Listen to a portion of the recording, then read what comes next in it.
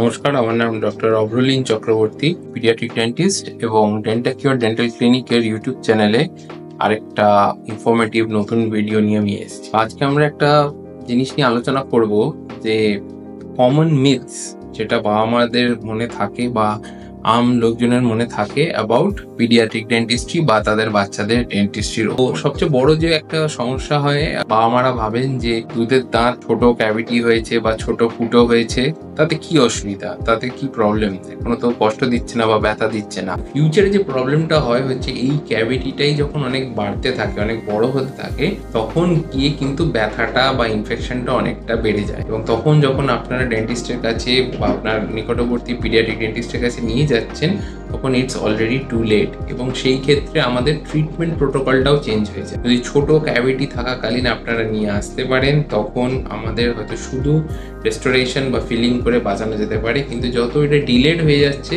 জিনিসটা তত আরও কমপ্লিকেটেড হয়ে যাবে। প্লাস আপনার বাচ্চাকেও বেশি সময় ডেন্টাল ক্লিনিকে কাটাতে হবে যদি ট্রিটমেন্টটা চেঞ্জ হয়ে যায়। দ্বিতীয়ত একটা জিনিস থাকে, দুধের দাঁত কোনো ক্যাভিটি হয়েছে বা পোকা লেগেছে, দাঁত তুলে ফেলে বা নিজেরাই হয়তো সুতো দিয়ে ঘরে টান দিয়ে দাঁত তুলে দিলেন। এটা কখনোই করা উচিত নয়, কারণ প্রত্যেকটা দুধের দাঁতের একটা সময় আছে, ন্যাচারাল টাইম, যখন তাদের ইরাপশন টাইম আসে, এবং তার আগে দাঁত তোলাটা কখনোই ঠিক নয়। সেই ক্ষেত্রে পরবর্তী জীবনে দাঁত তেড়া বেঁকা হওয়ার কিন্তু একটা সম্ভাবনা থাকে। সুতরাং আমরা সবসময় এটা চেষ্টা করি, যখনই কোনো এই পিডিয়াট্রিক পেশেন্ট আমাদের কাছে আসে তাদের দাঁতের সমস্যা নিয়ে, আমরা এক্স রে করি এবং এক্স রে করে আমরা নির্ধারণ করি যে দাঁতের ন্যাচারাল ওঠার টাইম এসছে কিনা, এবং সেই অনুযায়ী আমাদের ট্রিটমেন্টটা টোটালি ম্যাটার করে। আরও একটা খুব ইম্পর্টেন্ট পয়েন্ট হচ্ছে, বাবা মারা বাচ্চাদেরকে অনেক সময় ডাক্তারের নামে ভয় দেখান অথবা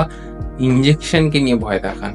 এটা কাইন্ডলি করবেন না, এটা আমাদের অনুরোধ সমস্ত মা বাবাকে। তার কারণ হচ্ছে গিয়ে, ইনজেকশন দেওয়ার যে কাজটা, এটা আমাদের ডেন্টিস্ট্রির একটা ইন্টিগ্রাল পার্ট। এটা আমাদের প্রত্যেক দিন অনেক প্রসিডিওরে আমাদের প্রয়োজন হয়। সুতরাং আপনারা বাচ্চার মনের মধ্যে আগে থেকে ভয় যদি ঢুকিয়ে রাখেন, তাহলে সেটা খুব কঠিন হয়ে যায় বাচ্চার মন থেকে বার করা।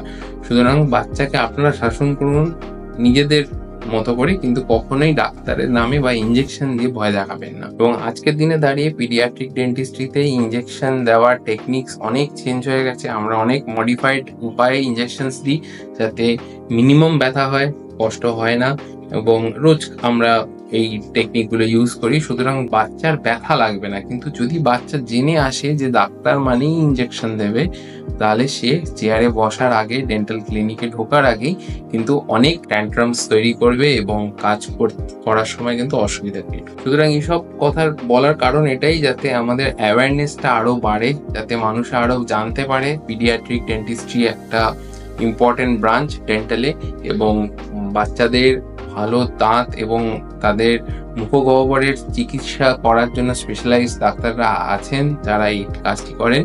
এবং আপনাদেরকেও আমার অ্যাডভাইস, আপনি আপনার বাচ্চার ওরাল অ্যান্ড ডেন্টাল হাইজিন ভালো করার জন্য আপনাদের নিকটবর্তী পিডিওডন্টিস্ট ডাক্তারবাবুদের কাছে যান, অ্যাটলিস্ট 6 মাসে একবার কি 4 মাসে একবার, এবং দেখান, এবং প্রবলেমস থাকলে সেগুলোকে অ্যাট দি আর্লিয়েস্ট কিওর করুন। মনে রাখবেন, যতটা ফেলে রাখবেন প্রবলেম কিন্তু তত বাড়বে, তত এক্সপেন্সিভ হবে এবং তত time consuming. Thank you so much, ভালো থাকবেন, নমস্কার।